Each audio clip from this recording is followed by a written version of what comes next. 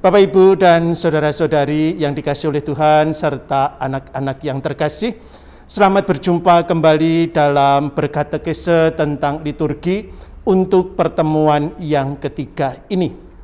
Dalam pertemuan yang ketiga ini, kita bersama-sama akan berbicara tentang satu hal, yakni hati Bapa.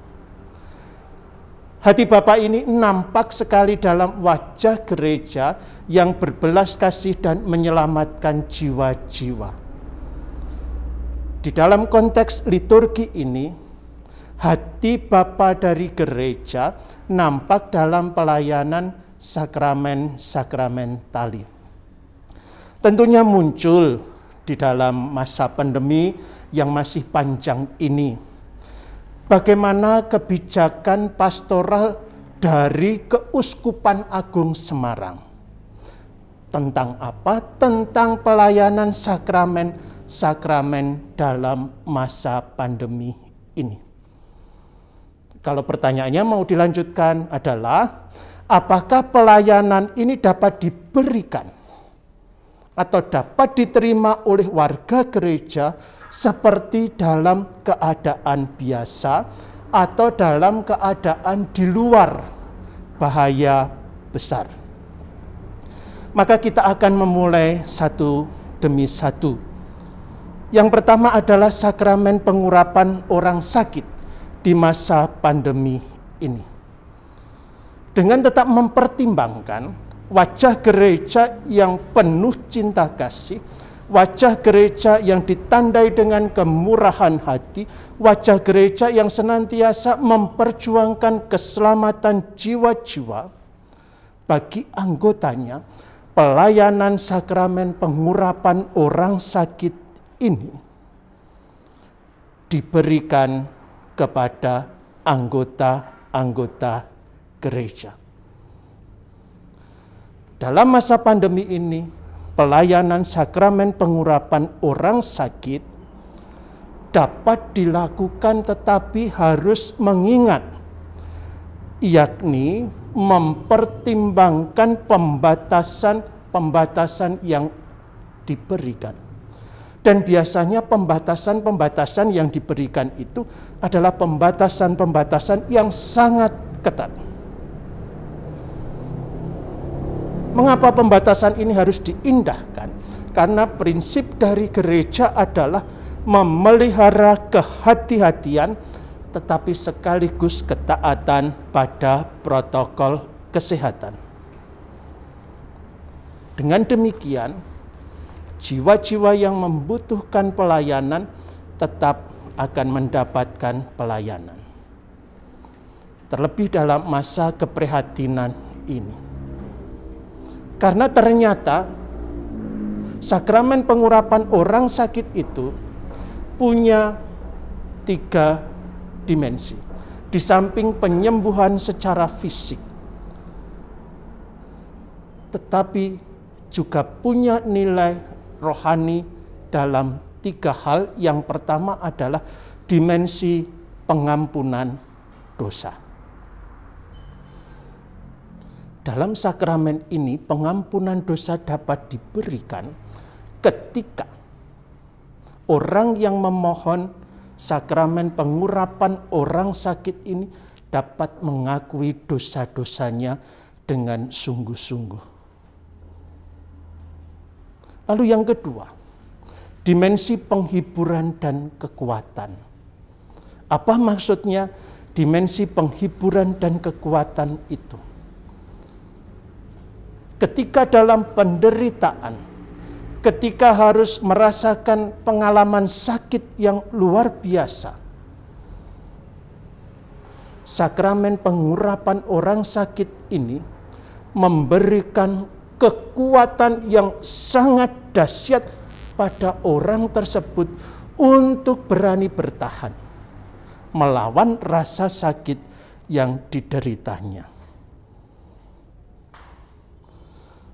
Lalu, kekuatan macam apa atau penghiburan macam apa yang dirasakan?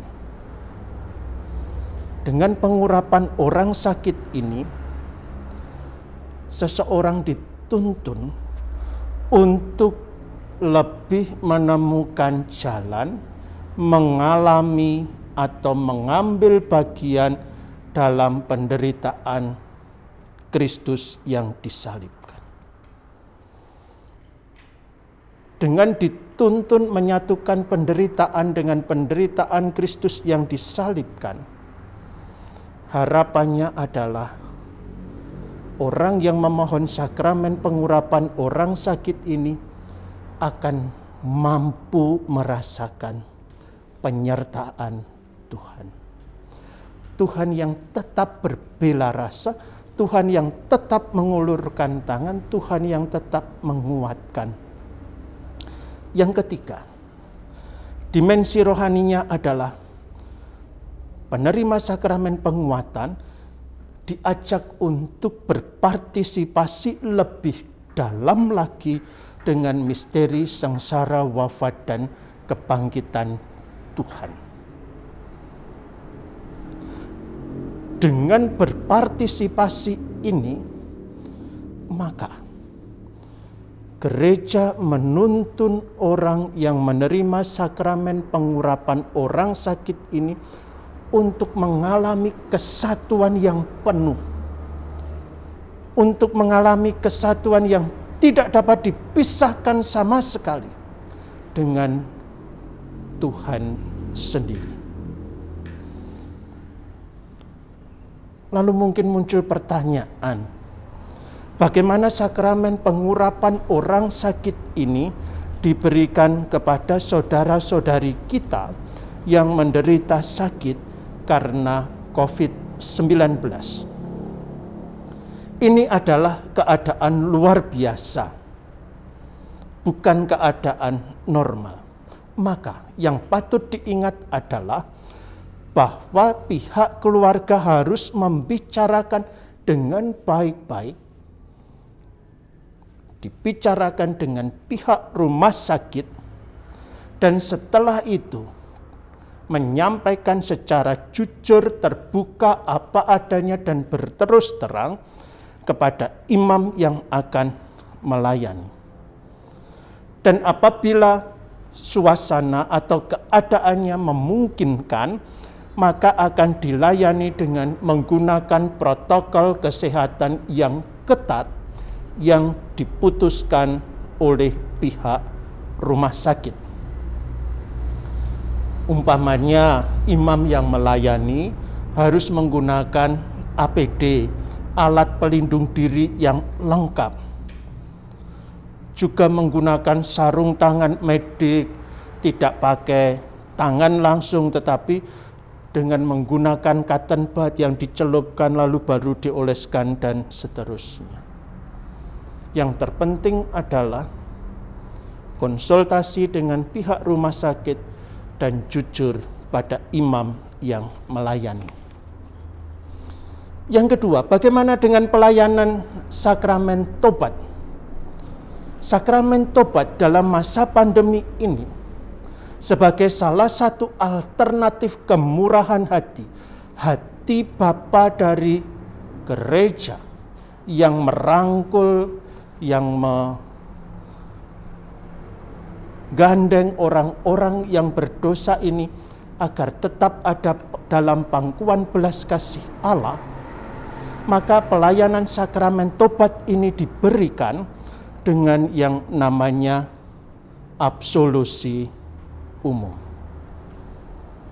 Memang sakramen tobat biasanya itu diberikan secara pribadi, dengan pengakuan pribadi di hadapan imam, kemudian diberi absolusi. Namun demi kebaikan semua orang, sakramen ini diberikan dengan absolusi umum. Dan itu tidak bertentangan dengan hukum gereja. Apa yang dicatat di dalam hukum gereja? Mari kita buka sebentar. Saya bacakan apa yang ada di dalam kitab hukum kanonik mengenai sakramen tobat dengan absolusi umum. Dalam kanon 961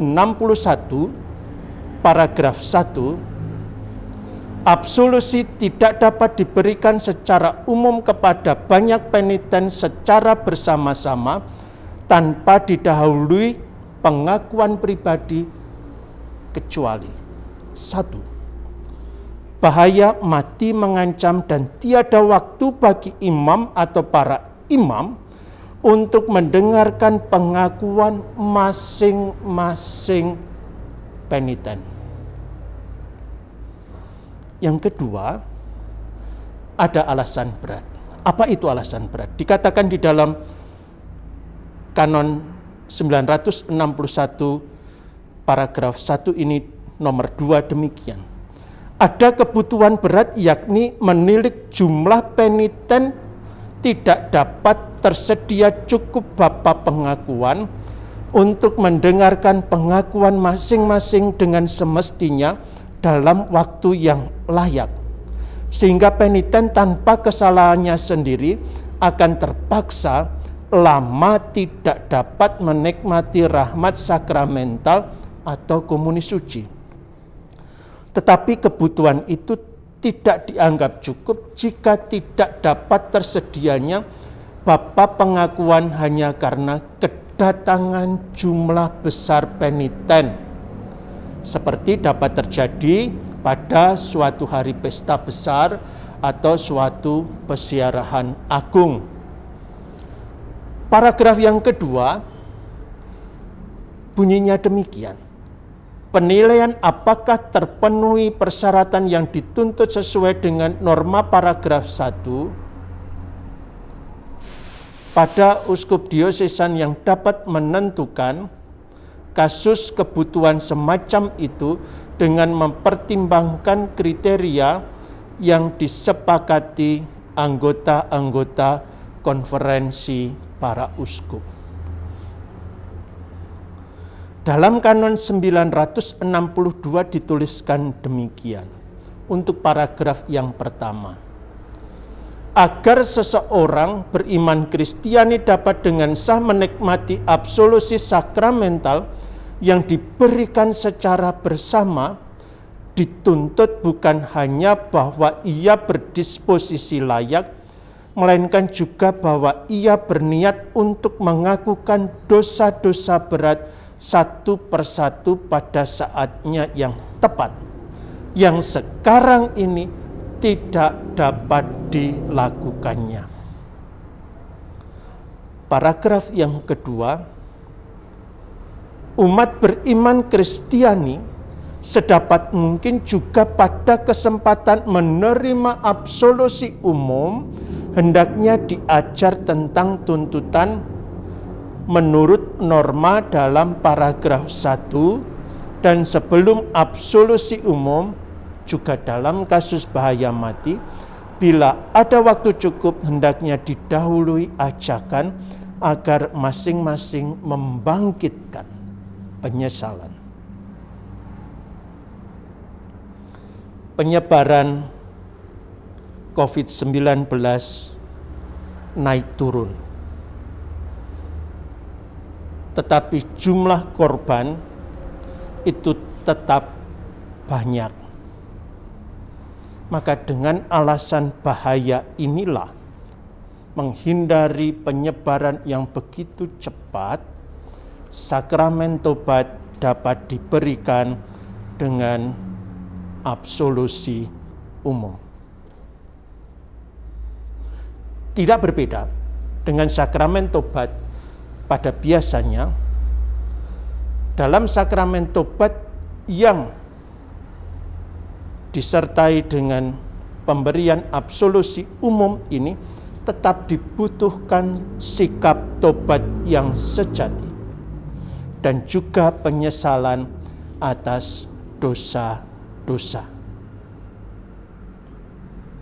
Maka mari kita syukuri bahwa hati Bapa yang Maha Rahim, hati Bapa yang penuh kasih, itu tetap boleh kita alami di dalam sakramen tobat. Selanjutnya, mengenai baptisan bayi di masa pandemi ini. Baptisan bayi tetap bisa dilaksanakan. Di dalam masa pandemi ini, susunan liturgi dari baptisan bayi ini memang ada sejumlah protokol, sejumlah prasyarat yang harus juga diikuti. Contohnya adalah mengenai jumlah kehadiran umat yang terbatas.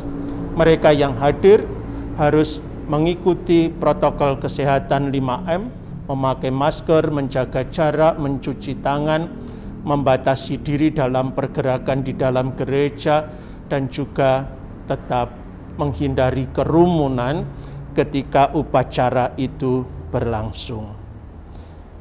Lalu yang kedua, bagaimana air yang digunakan untuk menjaga kebaikan bagi semua. Maka air yang digunakan adalah air yang disucikan pada hari itu. Minyak krismanya dioleskan dengan menggunakan cotton bud. 1 anak, 1 cotton bud. Lalu bagaimana dengan pemakaman jenazah di masa pandemi ini? Mari kita lihat apa yang ada di dalam kitab hukum kanonik, yakni kanon 1176 paragraf 1, 2, 3. Paragraf 1 bunyinya demikian. Umat beriman Kristiani yang telah meninggal harus diberi pemakaman gerejawi menurut norma hukum. Jadi, umat beriman berhak mendapatkan upacara pemakaman gerejawi. Yang kedua, pemakaman gerejawi, dengannya gereja memohon bantuan spiritual bagi mereka yang telah meninggal dan menghormati tubuh mereka serta sekaligus memberikan penghiburan berupa harapan bagi yang masih hidup, harus dirayakan menurut norma undang-undang liturgi. Paragraf yang ketiga dikatakan, gereja menganjurkan dengan sangat agar kebiasaan saleh untuk menguburkan jenazah itu dipertahankan. Namun gereja tidak melarang kremasi kecuali cara itu dipilih demi alasan-alasan yang bertentangan dengan ajaran Kristiani. Apa yang dapat kita petik dari kanon 1176 ini? Yang pertama adalah bagi orang-orang beriman Kristiani yang telah meninggal dunia, diselenggarakan pemakaman gerejawi seturut norma hukum. Yang kedua, dengan pemakaman gerejawi, gereja memohon bantuan rohani bagi mereka yang meninggal. Dan ini yang juga patut diingat, gereja menghormati tubuh mereka. Tubuh siapa? Tubuh orang yang meninggal itu. Dan sekaligus juga memberikan penghiburan rohani bagi yang masih hidup.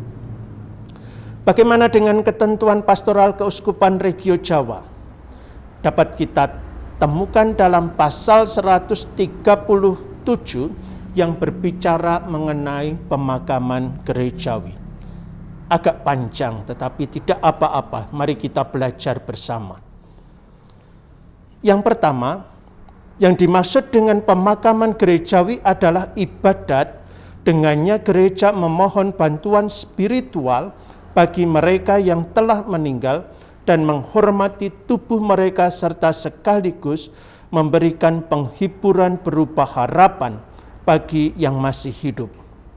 Ibadat ini terdiri dari 3 macam: doa-doa tirakatan, requiem dalam bentuk misa atau ibadat, dan ritus penguburan atau kremasi. 2. Penguburan gerejawi dapat ditempuh dengan mengebumikan jenazah sebagai prioritas, atau dengan melakukan kremasi jenazah asalkan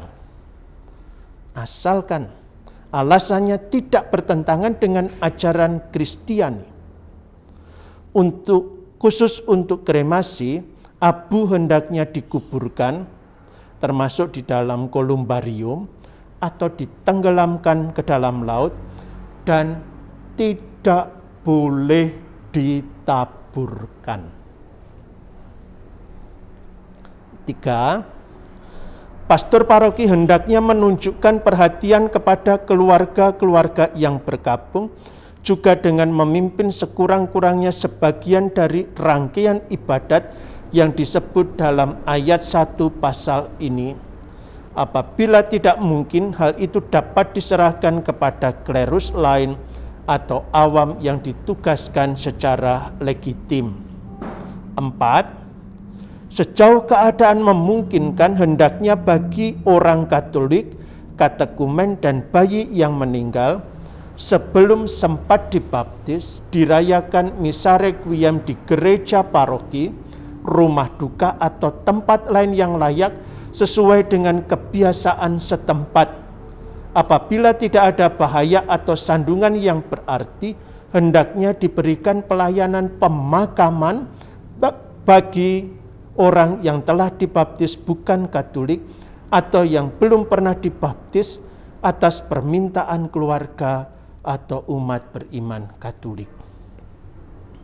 5. Kecuali sebelum meninggal menampakkan suatu tanda penyesalan, pemakaman gerejawi harus ditolak bagi A. yang nyata-nyata murtad, yaitu menyangkal iman Kristiani secara menyeluruh. Ketentuan Pastoral Keuskupan Regio Jawa pasal 109. B. Yang menganut bid'ah, yaitu menyangkal atau meragukan kebenaran iman Kristiani. C. Yang melakukan skisma, yaitu menolak ketaklukan kepada paus atau persekutuan gereja Katolik. D. Yang memilih kremasi jenazahnya sendiri dengan alasan yang bertentangan dengan iman Katolik. E. Pendosa nyata, peccator manifestus lain, yang tidak bisa diberi pemakaman gerejawi tanpa menimbulkan skandal publik, dalam tanda kurung, kebingungan, pernyataan, keraguan, kurung tutup, bagi umat beriman. 6. Orang Katolik dan katekumen yang meninggal karena bunuh diri, apabila tidak termasuk dalam kelompok yang harus ditolak seperti disebutkan dalam ayat 5 pasal ini, hendaknya diberi pemakaman gerejawi. Jika ada suatu keraguan untuk mengabulkan atau menolak pemakaman gerejawi bagi orang-orang yang disebut dalam ayat 5 pasal ini, hendaknya dikonsultasikan kepada ordinaris wilayah yang penilaiannya harus dituruti. 8. Orang yang tidak boleh dimakamkan secara gerejawi juga tidak boleh dipersembahkan misa pemakaman apapun. Meskipun demikian, ia tetap dapat didoakan dalam ibadat-ibadat kesempatan lain. 9. Kematian orang Katolik hendaknya dicatat dalam buku kematian Liber Defunctorum di paroki. Bandingkan pasal 39 ayat 2 dari Ketentuan Pastoral Keuskupan Regio Jawa ini. Lalu apa yang diajarkan dalam Katekismus Gereja Katolik. Dalam Katekismus Gereja Katolik nomor 2300 ditegaskan demikian. Jenazah orang yang telah mati harus diperlakukan dengan penuh hormat dan penuh kasih dalam iman dan dalam harapan akan kebangkitan. Pemakaman orang mati adalah suatu pekerjaan kerahiman terhadap badan. Itu menghormati anak-anak Allah sebagai kenisah Roh Kudus. Maka misa requiem bisa diadakan offline atau juga diadakan secara online, tetapi sekali lagi mengindahkan protokol kesehatan dan protokol yang diberlakukan oleh Satgas tempat. Selanjutnya, nyanyian liturgi dalam masa pandemi ini. Apakah keagungan, apakah kemeriahan dari suatu perayaan Ekaristi itu hanya tergantung dari banyaknya nyanyian? Mungkin dalam mengikuti perayaan Ekaristi selama masa pandemi ini ada yang merasa sedih, ada yang merasa kok perayaan Ekaristi kurang meriah dan seterusnya. Gugus Tugas Penanganan Dampak COVID-19 Keuskupan Agung Semarang telah memberikan patokan-patokan yang hendaknya diperhatikan. Mari kita belajar dari instruksi tentang musik di dalam liturgi, Musikam Sakram nomor 7. Di situ dituliskan demikian, dalam memilih bagian-bagian yang harus dinyanyikan, hendaknya diutamakan bagian-bagian yang sedari hakikatnya lebih penting. Khususnya bagian-bagian yang harus dinyanyikan oleh imam atau pembantunya dengan jawaban oleh umat, atau bagian-bagian yang harus dinyanyikan oleh imam dan umat secara bersama-sama. Dengan demikian, di dalam masa pandemi ini, kita diajak untuk merayakan Ekaristi secara cerdas. Kita merayakan Ekaristi dengan tetap memelihara kepekaan simbolik. Karena apa? Karena tidak semua lagu itu harus dinyanyikan. Bagaimana dengan asisten luar biasa pembagi komuni? Keuskupan Agung Semarang memberikan kelonggaran, memberikan kemurahan hati kepada paroki-paroki untuk mengangkat yang namanya asisten luar biasa pembagi komuni. Dan ini berbeda dengan yang di dalam Keuskupan Agung Semarang sering disebut sebagai prodiakon. Siapa itu asisten luar biasa pembagi komuni? Asisten luar biasa pembagi komuni adalah awam yang dipilih oleh gereja untuk membagikan komuni suci kepada umat. Sehingga mereka yang selama masa pandemi ini tidak dapat ke gereja karena alasan usia atau alasan kesehatan, tetap dapat menerima komuni. Ini diatur di dalam Kitab Hukum Kanonik Kanon 910 paragraf yang kedua yang bunyinya demikian. Pelayan luar biasa komuni suci adalah akolit dan juga orang beriman lain yang ditugaskan sesuai dengan ketentuan Kanon 230 paragraf yang ketiga. Apa bunyinya dari Kanon 230 paragraf yang ketiga ini. Bunyinya demikian. Bila kebutuhan gereja memintanya karena kekurangan pelayan, juga awam, meskipun bukan lektor dan akolit, dapat menjalankan beberapa tugas, yakni melakukan pelayanan sabda, memimpin doa-doa liturgis, menerimakan sakramen baptis, dan membagikan komuni suci menurut ketentuan-ketentuan hukum.